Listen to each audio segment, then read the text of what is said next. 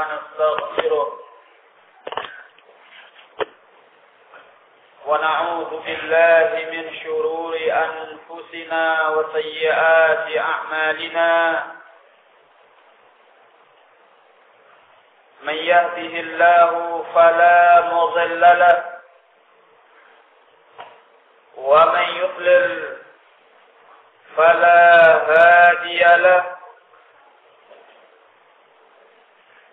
أشهد أن لا إله إلا الله وحده لا شريك له وأشهد أن محمدا عبده ورسوله أما بعد فيقول ربنا تبارك وتعالى يا أيها الذين آمنوا اتقوا الله حق تقاته ولا تموتن إلا وأنتم مسلمون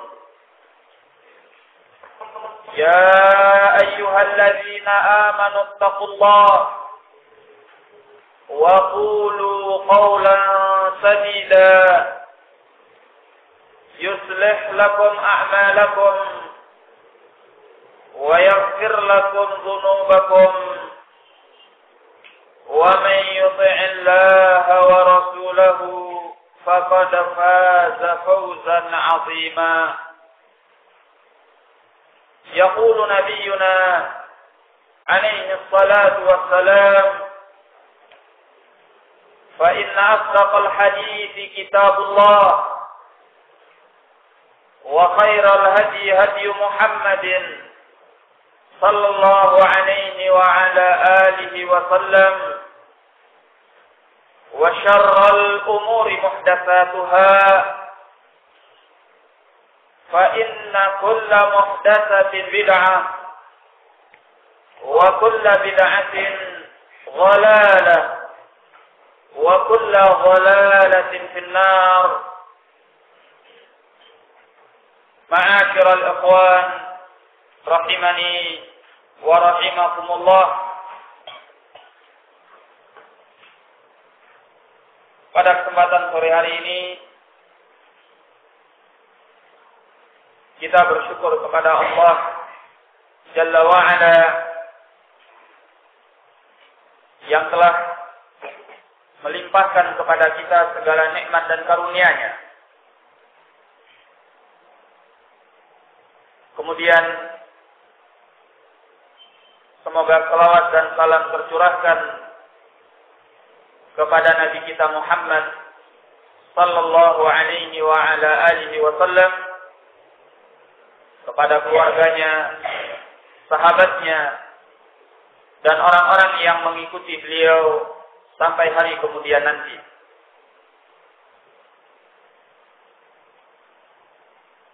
Pada sore hari ini kita akan memasuki pelajaran baru dengan pembahasan baru. Setelah sebelumnya kita menyelesaikan pelajaran mengenai keutamaan ilmu dan para ulama. Dalam kesempatan ini dan demikian pula selanjutnya kita akan membahas tentang perkara akidah, yang mana perkara akidah ini merupakan prinsip yang cukup fundamental di dalam agama kita yang mulia ini. Sehingga tatkala kita mempelajari agama yang mulia ini, maka kita memulainya dengan mempelajari akidah. Supaya kita memiliki keyakinan yang mantap, pemahaman yang kokoh, agama yang benar, di dalam kita mendekatkan diri kepada Allah Subhanahu wa ta'ala. Perkara akidah tentu pembahasannya lebih luas dari sekedar pembahasan tauhid. Karena akidah merupakan keyakinan yang harus diyakini seorang muslim di dalam prinsip agamanya. Baik itu yang terkait dengan Allah Jalla wa'ala, yang diistilahkan dengan tauhid, atau yang terkait dengan para hambanya. Maka pembahasan akidah akan mencakup pembahasan mengenai tauhid, pembahasan mengenai penambahan dan pengurangan iman, pembahasan mengenai Nabi kita Muhammad sallallahu alaihi wasallam, para sahabatnya, keluarganya, pembahasan mengenai hari kiamat, mengenai surga, mengenai neraka, dan selanjutnya. Jadi pembahasan mengenai akidah adalah pembahasan yang luas. Namun cukup prinsip di dalam agama yang mulia ini. Orang yang akidahnya tidak benar, maka agamanya tidak akan benar. Ya. Sebesar apapun dia berupaya untuk mendekatkan diri kepada Allah. Karena dia telah memilih keyakinan dan jalan yang salah. Sehingga ibadah yang dibangun di atas akidah, di atas keyakinan yang salah, ini akan berujung kepada kesesatan.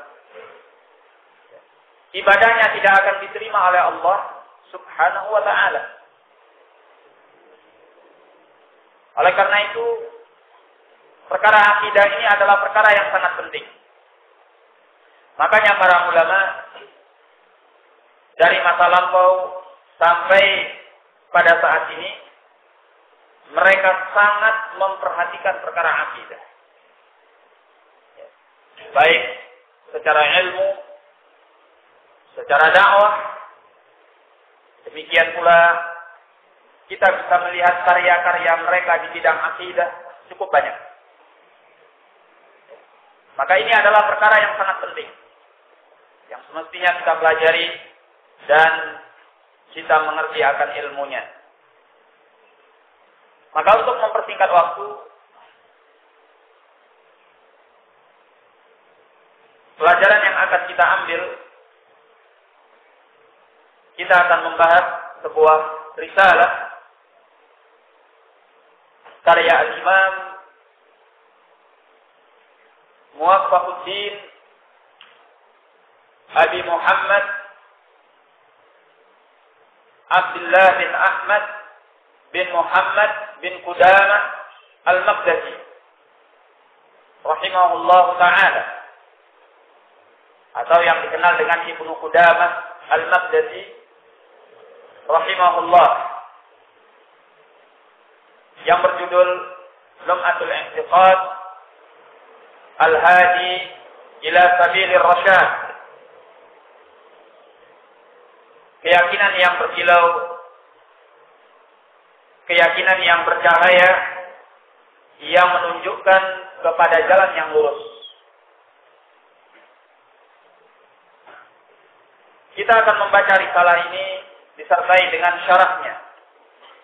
Syarah yang cukup baik, karya Syekh Al-Allamah Al-Faqih Muhammad bin Shalih Al-Utsaimin rahimahullahu ta'ala.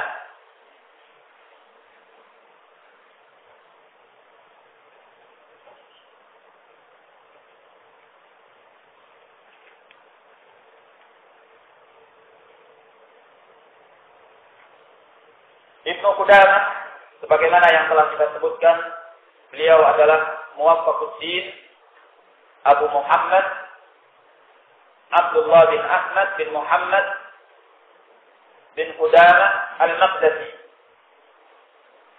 Beliau dilahirkan pada tahun 541 Hijriyah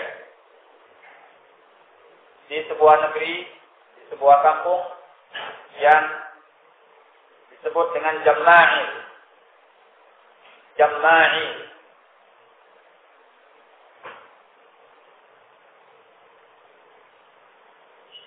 Kemudian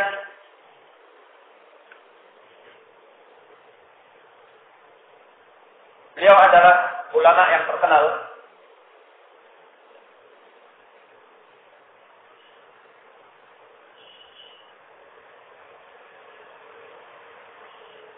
yang dipuji oleh para ulama yang lainnya.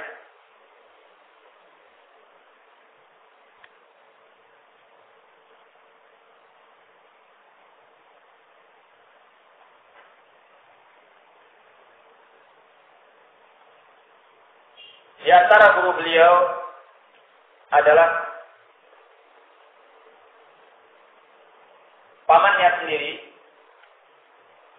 pamannya dari ibunya, yaitu Abu Muhammad Abdul Ghani Al-Maqdisi. Abu Muhammad Abdul Ghani Al-Maqdisi Al-Hafiz.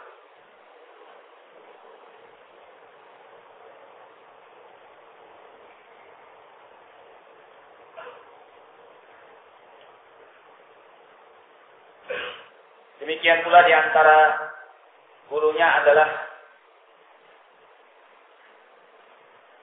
ahli fikih dari negeri Irak, Nasihul Islam, Abdul Fath Nasr bin Qutyan Asy-Syahir, yang terkenal dengan nama Ibnul Muna.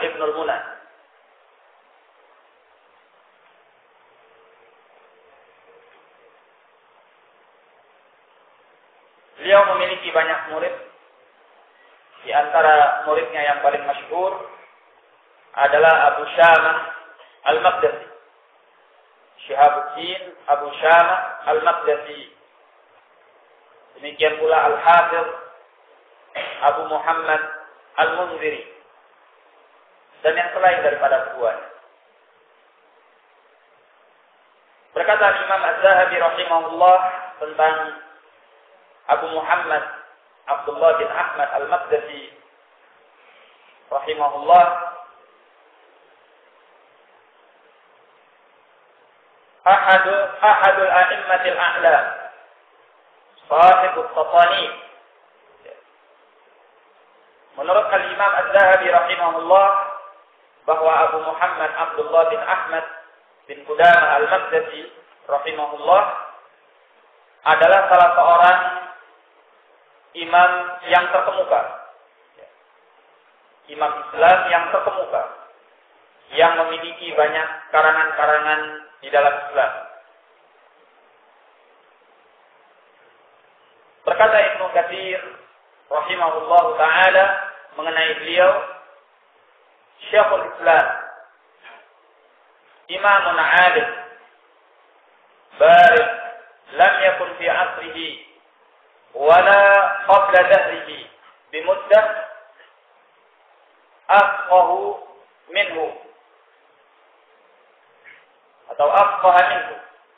Berkata Ibnu Katsir rahimahullah, beliau adalah Syekhul Islam, seorang imam yang sangat berilmu, seorang yang sangat cerdas. Tidak ada di masa beliau, bahkan beberapa waktu sebelum masa beliau, seorang yang lebih faqih daripada beliau.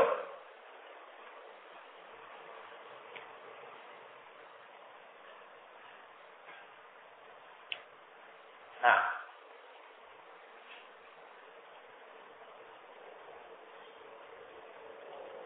beliau memiliki banyak karangan.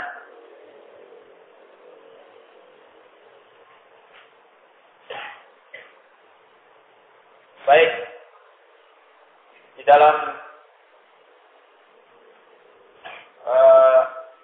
usulul madhab, dalam hadis, dalam fikih, dalam bahasa, dalam perkara zuhud, dan dalam perkara-perkara yang lainnya. Di antara karangan beliau dalam bidang fikih yaitu Al-Mughni. Al-Mughni ini adalah kitab induk yang menjadi rujukan dalam mazhab Al-Hambali.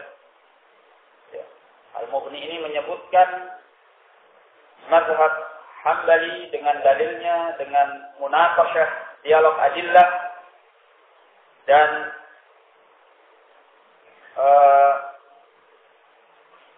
juga disertai dengan bantahan-bantahan kepada pendapat lain dari mazhab yang lain sesuai dengan pandangan beliau. Baik. Dalam bidang akidah, di antaranya adalah yang ada di hadapan kita, Lum'atul I'tiqad. Dalam bidang usul fiqh, salah satu kitab besar dalam bidang usul fiqh yang menjadi rujukan yaitu Rawdah An-Nazir. Rawdah An-Nazir. Dalam bidang hadis, beliau menulis Mukhtasar Iladul Hadis karya Al-Khallal. Jadi Al-Khallal punya kitab tentang Iladul Hadis dan diringkas oleh beliau yang disebut dengan Mukhtasar Iladul Hadis. Ini sedikit atau sekelumit mengenai Ibnu Qudamah rahimahullah yang menunjukkan kepada kita bahwa beliau adalah seorang ulama terkemuka, ulama besar yang sudah pantasnya kita mempelajari karya dan karangan beliau khususnya dalam bidang akidah ini. Terlebih lagi kita mendapatkan para ulama ahli sunnah di masa beliau atau setelahnya memuji beliau dengan kebaikan, memuji beliau dengan ilmu, memuji beliau dengan keimamannya. Sehingga kita tidak ragu untuk mempelajari kitab ini karena kitab ini adalah kitab yang sangat bermanfaat dalam bidang akidah. Nah, sekarang kita masuk ke dalam pembukaan atau yang diistilahkan dengan muqaddimah yang ditulis oleh Syekh Muhammad bin Shalih Al-Utsaimin rahimahullahu ta'ala.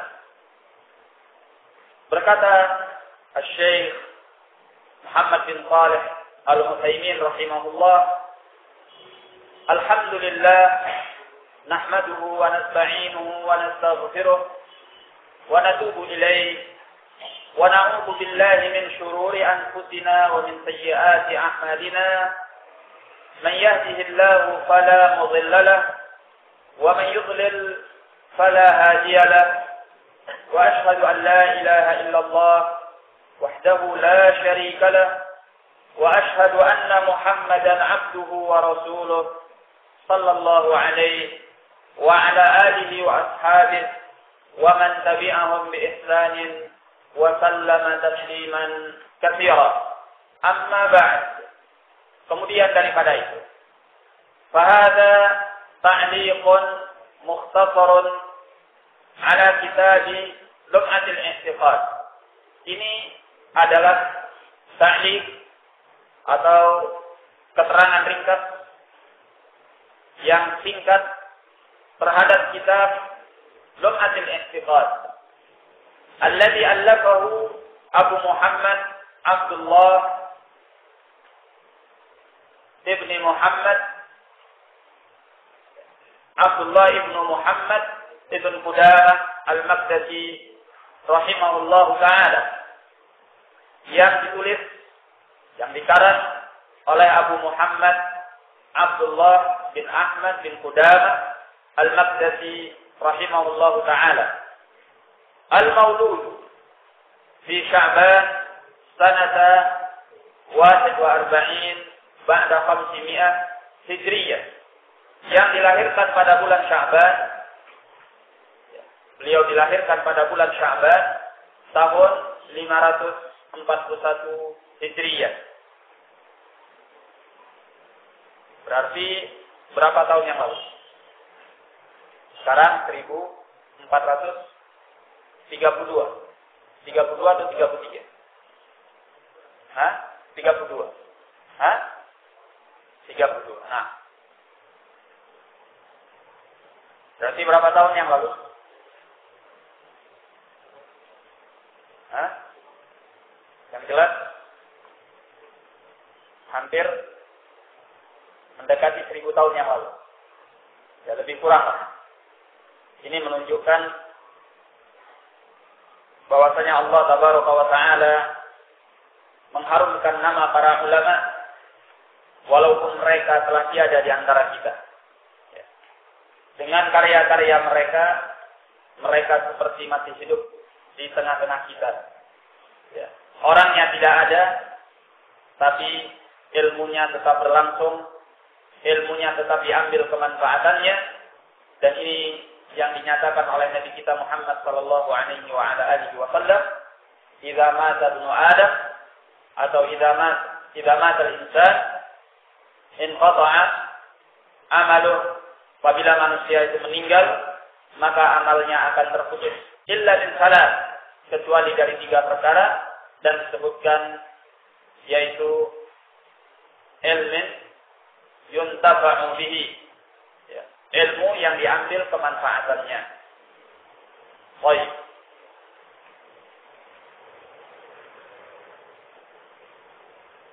Qala bi qaryatin min a'mali Nablus, di sebuah kampung dari wilayah Nablus. Al-mutawaffa, yang beliau wafat yauma Idul Fitr, pada hari Idul Fitr, pada tahun 20 ba'da 600 Hijriyah, pada tahun 620 Hijriyah, di Dimashq, di kota Damaskus, rahimahullahu ta'ala. Nah, ini adalah kalimat yang paling tepat bagi orang yang sudah meninggal dari kalangan muslimin, di mana kita mendoakannya semoga dia dirahmati oleh Allah, dan kita tidak menyatakan almarhum karena kalimat almarhum mengandung naun minal jad, sesuatu yang seolah-olah kita memastikan dia dirahmati oleh Allah, padahal kita tidak tahu apakah dia sedang dirahmati oleh Allah atau tidak. Namun tentunya kita berharap bahwa seorang muslim yang meninggal dirahmati oleh Allah. Maka yang paling tepat adalah kita mengucapkan doa rahimahullah, atau dengan kalimat lain Allahu yarhamuh, semoga Allah merahmati dia. Adapun kalimat almarhum sebaiknya ini ditinggalkan, karena ini tidak tepat bila kita melihat kepada kekuasaan Allah Jalla wa'ala, dia yang menentukan segalanya. Qala wa hadzal kitab jama'a fihi mu'allifuhu zubdatal aqidah. Kitab yang mulia ini pengarangnya telah mengumpulkan di dalamnya intisari dari perkara akidah. Zubdatal aqidah yaitu intisari dari perkara akidah. Berarti bagi para pemula, bagi para pelajar yang ingin memulai untuk mengetahui perkara-perkara akidah, sangat baik untuk mempelajari kitab yang mulia ini. Mempelajari Lum'atul I'tiqad. Qala wa min thamma qarrarat ri'asatul ma'amid al-'ilmiyah dirasatahu في مطلع القسم الثاني في مطلع القسم الثانوي في المعاهد في السنة الأولى منه. Oleh karena itu, kepala Ma'had Ilmiyah menetapkan untuk mempelajarinya di permulaan bagian pertengahan dari Ma'had pada tahun yang pertama daripadanya. Ini di Saudiyah. Liyakuna rakizatan yu'tamadu 'alaiha fi hadhihi al-marhalah. Agar risalah ini, kitab ini menjadi pegangan atau pusat perhatian yang dipegangi di dalam tingkatan ini. Artinya ini menjadi kitab rujukan, pedoman baku ya, di Ma'had As-Sanawi. Baik. Qala wa nadra li'ahammiyatil kitab mawdu'an wa manhajan wa adami wujudi syarhin lahu.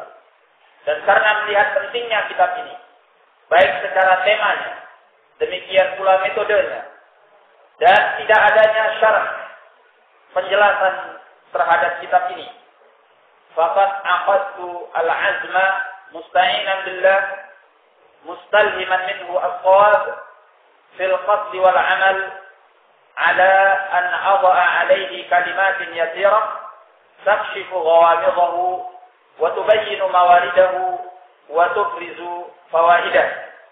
Kata beliau, karena melihat pentingnya kitab ini, baik secara tema maupun metodenya, dan tidak adanya syarah yang menjelaskan terhadap kitab ini, aku telah membulatkan tekad dengan memohon pertolongan kepada Allah dan mengharapkan petunjuk daripadanya agar diarahkan kepada yang benar dalam niatku dan amalku. Maka aku meletakkan atasnya kalimatin yasirah, kalimat-kalimat ringkas, tarshifu ghawamidahu, yang menyingkap perkara-perkara yang masih samar daripadanya, wa tubayyinu mawaridahu, dan menjelaskan keterangan-keterangannya, wa tubrizu fawaidahu, dan menampakkan faedah-faedah pelajarannya. Jadi beliau melengkapi apa yang ada di dalam kitab ini. Wallaha arju alla yakilani ila nafsi tarfata aini. Dan Allah yang aku harapkan, semoga dia tidak membiarkan aku merasa tenang kepada diriku sendiri walaupun sekejap mata. Wa ayyamuddani biruhin min indih. Dan semoga dia mengulurkan kepadaku pertolongan daripada sisinya. Wa taufiqin, juga bimbingan daripada sisinya. Wa ayyaja'ala 'amali mubarakan wa nafi'an innahu jawwadun karim. Dan semoga dia menjadikan amalanku diberkati dan bermanfaat. Sungguhnya dia adalah zat yang pemurah dan pengasih. Muhammad bin Shalih Al-Utsaimin, tahriran, ditulis pada tanggal 10 bulan 1 tahun 1392 Hijriah.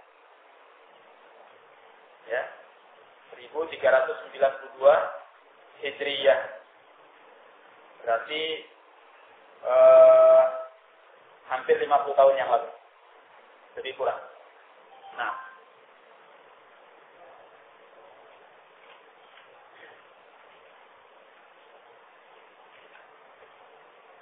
Baik. Kemudian beliau menjelaskan sebagai muqaddimah sebelum kita memasuki kepada sulbul kitab, memasuki kepada inti daripada kitab. Beliau menjelaskan kepada kita faedah-faedah penting dalam perkara al-asma wa sifat secara ringkas.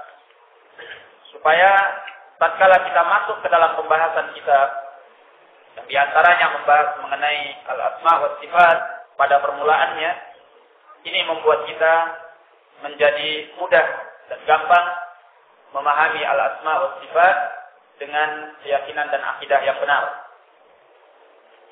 Nah, beliau mengatakan qawaidu hammatun fil asma'i was sifat. Kaidah-kaidah yang penting dalam perkara nama-nama dan sifat. Dimaksud dengan nama-nama dan sifat yaitu nama-nama dan sifat-sifat Allah. Nah.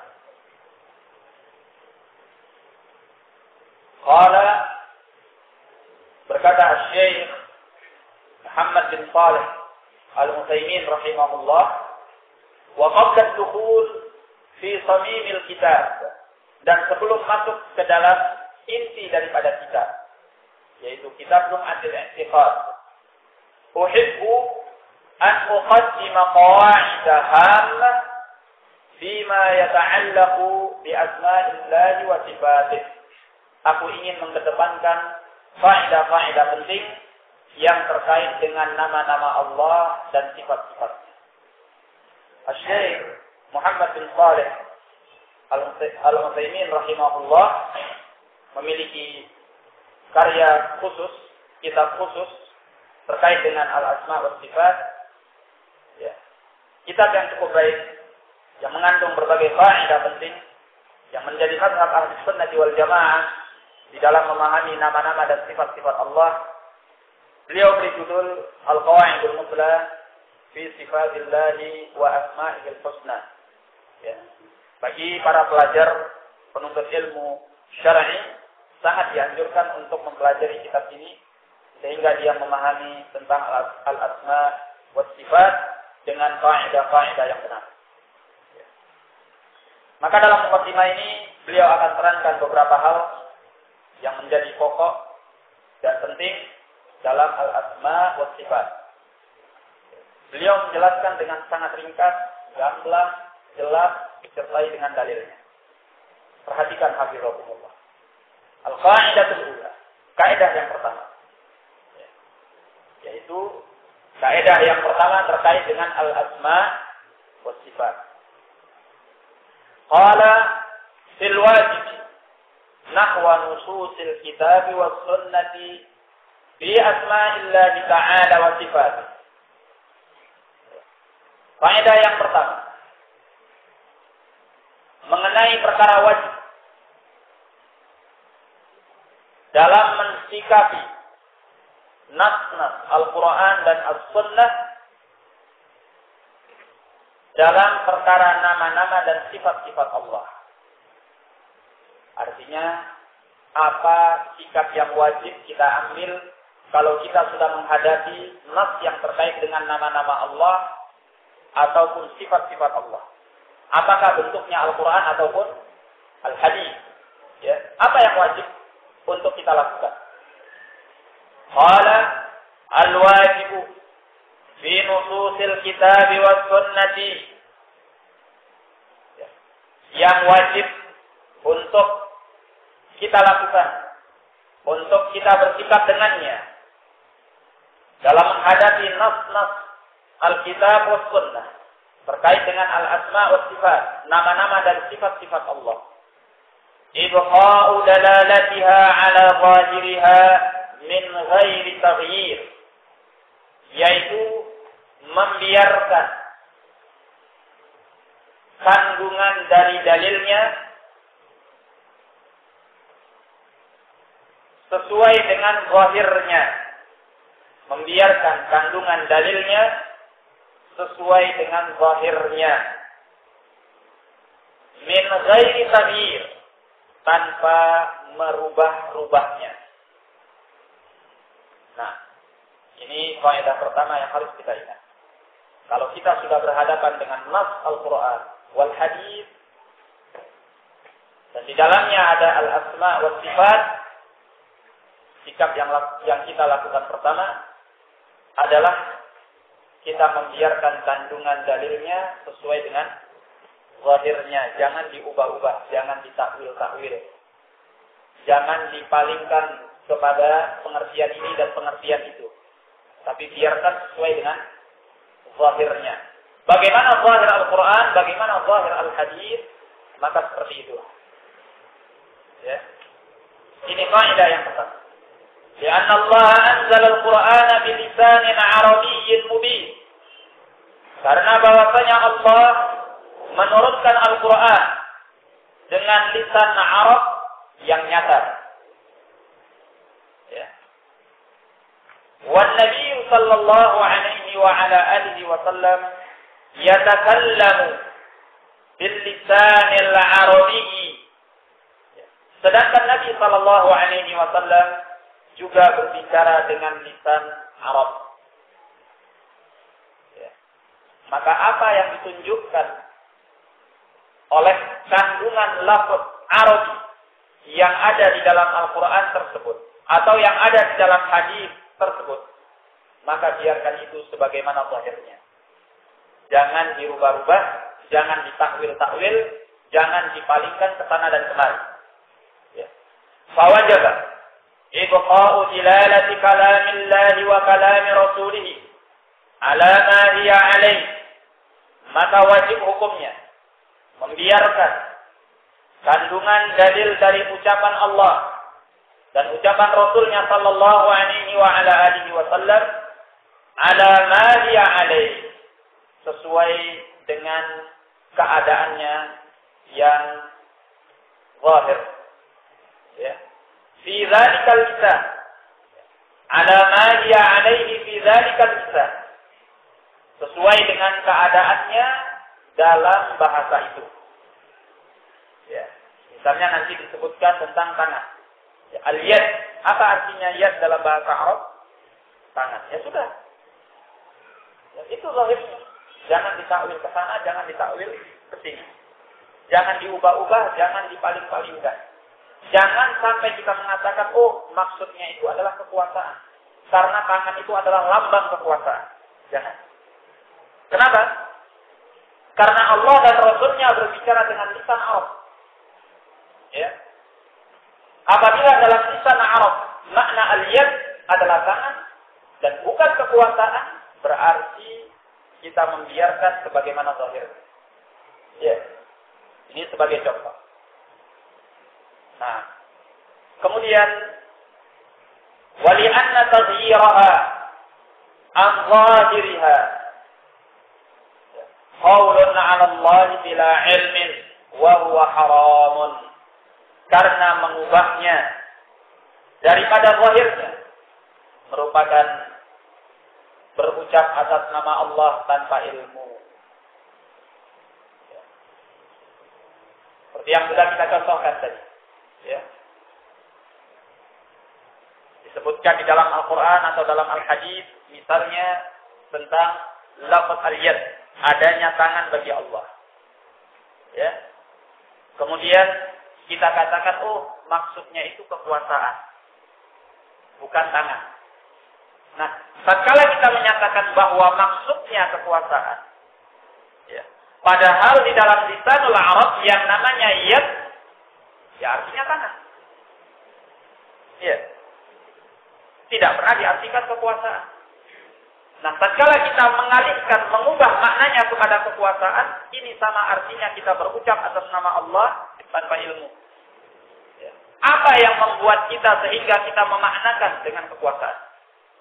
Apakah kita punya hujjah? Sehingga kita memaknakan tangan di situ artinya adalah kekuasaan. Ya. Kalau kita tidak punya hujjah, tidak punya dalil daripada Al-Quran dan Al-Hadis, maka itu namanya al-qawlu 'ala Allah bila ilmu. Ya. Berucap atas nama Allah tanpa ilmu. Apa hukumnya berucap atas nama Allah tanpa ilmu? Apa hukumnya? Hah? Boleh tidak? Haram. Ya. Bahkan dosanya bisa sampai pada tingkat lebih besar daripada syirik sekalipun. Ya. Nah, dalilnya apa? Dalilnya adalah firman Allah Tabaraka wa Ta'ala dalam surah Al-A'raf ayat yang ke-33. Allah berfirman, "Qul innama harrama rabbi al-fawahisha ma dhahara minha wa ma batan."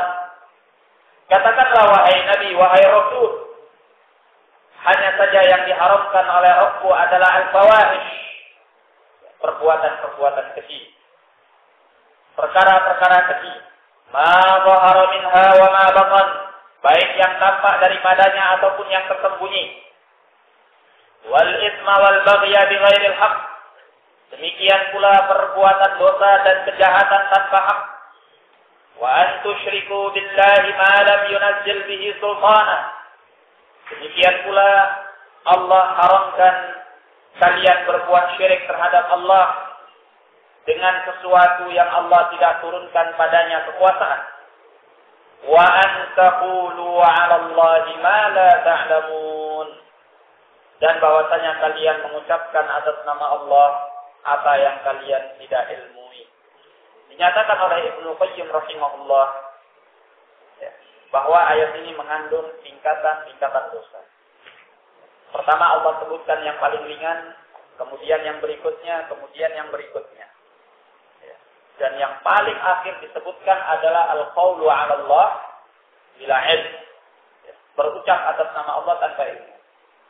Maka dari sini disimpulkan bahwa al-qawlu 'ala Allah bila ilm ini bisa mengandung dosa yang lebih parah, yang lebih besar daripada syirik sekalipun. Karena ucapan al-qawlu 'ala Allah bila ilm, berkata atas nama Allah tanpa ilmu, itu bisa mengandung ateisme, ya, bisa mengandung kesyirikan, bisa mengandung kekafiran yang parah sekalipun. Karena semua itu adalah al-qawlu 'ala Allah bila ilm, berucap atas nama Allah tanpa ilmu.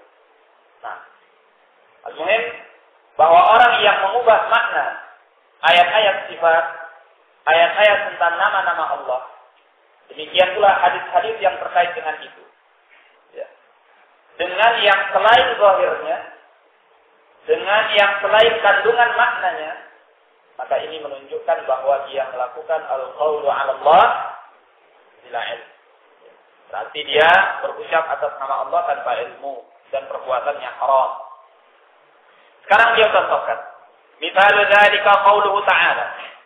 Ya. Perumpamaan akan hal itu adalah firman Allah tabaraka wa ta'ala. Dia contohkan.